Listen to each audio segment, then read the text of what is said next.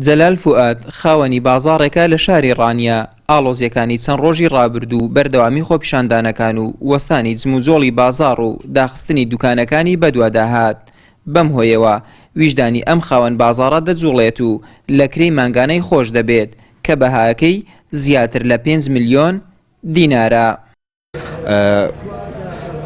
بێبازارێکی زۆرە، ئەمەش وتمان بە هاوکاریشیان بکەین، یەکەم لەبەر خاتی خوای گەورە، دووەمیشان لەبەر ئەو خەڵکی کە لێرە کاسبی دەکا بۆی هاوکاریشیان بکەین. بە ئیشێکی زۆرە، دوکانەکان هەمووی داوای کەمکردنەوەی کڕی دەکا، ئێمە بۆشمان کەم کردوونەتەوە، ئەم جاریش لە کرەیەکیشان عەفومان ئەوە بوو هۆکارەکە. بەڕاستی زۆر بێویژدانیە کارەبایەکان وا لێ کردووە کە هیچ کەسێک بۆی دەرناهێنێ. جا ئەوە لێرەوە هۆشداریەکە بۆ حکوومەت کارەبا ئاوا بێ، ساڵێکی تر 2 ساڵی تر هەموو شوێنێک دەبێت دایخات لەبەر گرانبوونی کارەبا. ئەم بازاڕە تایبەتە بە کڕین و فرۆشتنی مۆبایل و پێداویستیەکانی کۆمپیوتەر.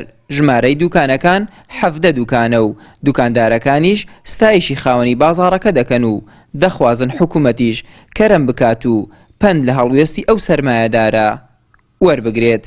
سوپاسی دەکەین هەڵوێستێکی چاچیەوە بەرامبەر بەو دوکاندارانە. بەڕاستی مە زەرمەند بووین لە کاتی سوپانەکەدا زەرەتێکی زۆرمان کرد و داوا لە حکوومەتیش دەکەین بە هەمان شێوە هاوکاریمان کە ئێمە کاسبکارین ساڵانە بڵێن زەریبە دەدەینە حکوومەت هاوکاری، ینی هاوکاری لە کاتێکی ئاوا دەکات تووشی زەرمەندێکی بۆ شێوەیە دەبین پێویستە حکوومەت زۆر ئاوەرمان لێ بداتەوە و ئێمەش خەڵکێکین بەڕاستی هیچ بژێوکی ژیانمان نیە لە غەیری ئەوەندەی نەبێ هیچ بڵێن هیچ کاسبێکی دیکەمان نییە. گای دەستخۆشیان لێ دەکەین. بەڕاستی بڕیارێکی بەجێیە، پێویستە گشت با بڵێن هەموو ئەو قەیسەری و دوکاندارانە هاوکاری کرێچیەکانیان بکەن بە شێوەیەک